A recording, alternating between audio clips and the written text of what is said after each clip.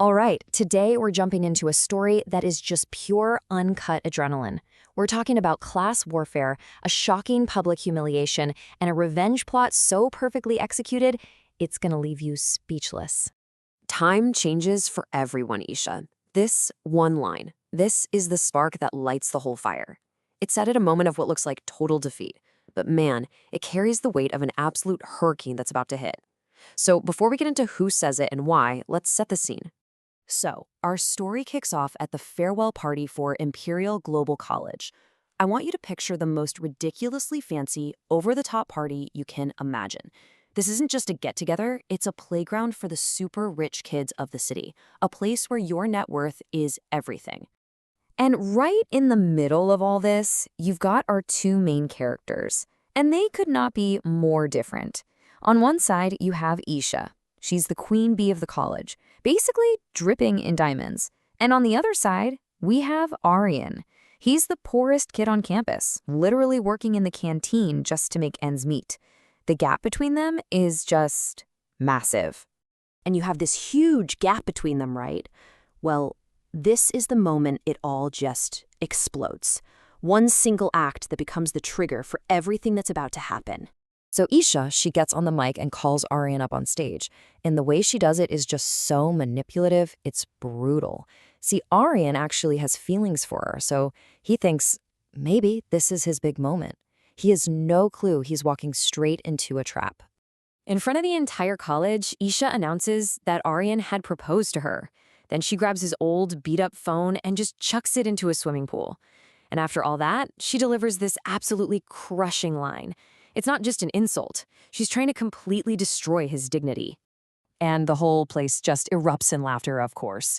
Aryan is standing there, totally alone. But here's the thing you gotta watch. His reaction. There are no tears. He doesn't beg. He's just silent.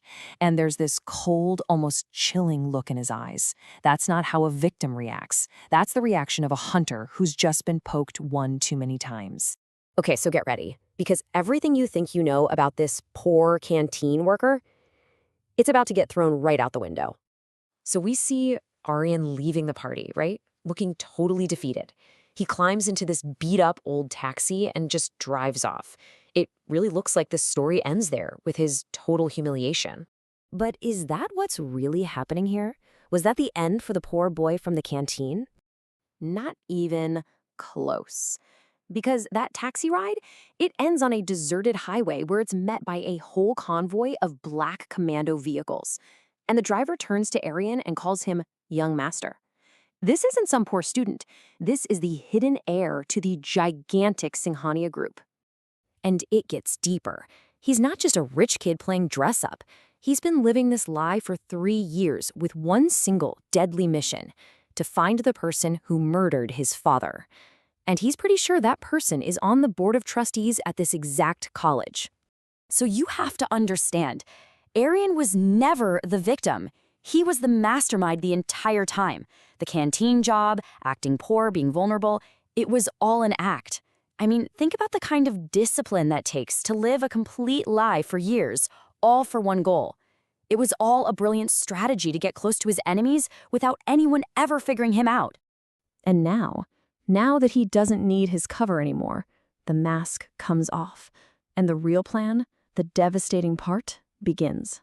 The very next morning, Isha's entire world just collapses. Her father, Mr. Khanna, who was one of the city's biggest tycoons, is completely wiped out. Overnight, some mystery buyer buys up all their company shares.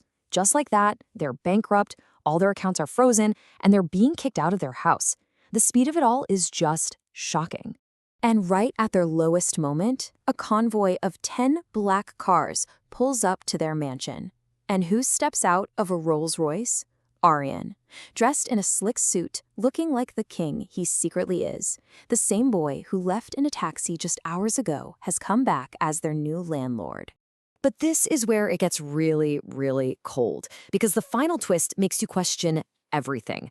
All of this, the public shame, taking all their money, that was just the opening act. The real reason Aryan went through all this for 3 years was something way more personal. It makes you wonder, where does justice end and pure, cold vengeance begin? See, this was never about a quick payback for an insult.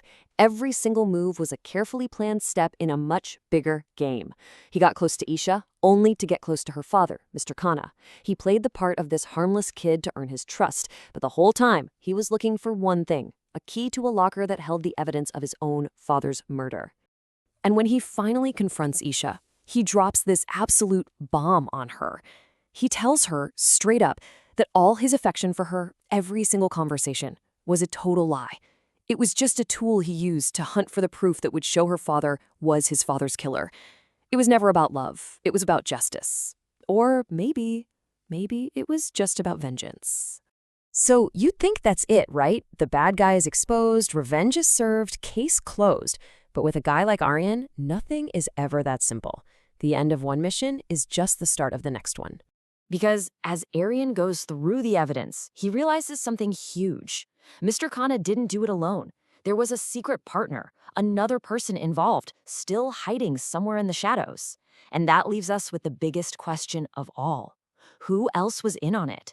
And is Aryan's quest for revenge really, truly over?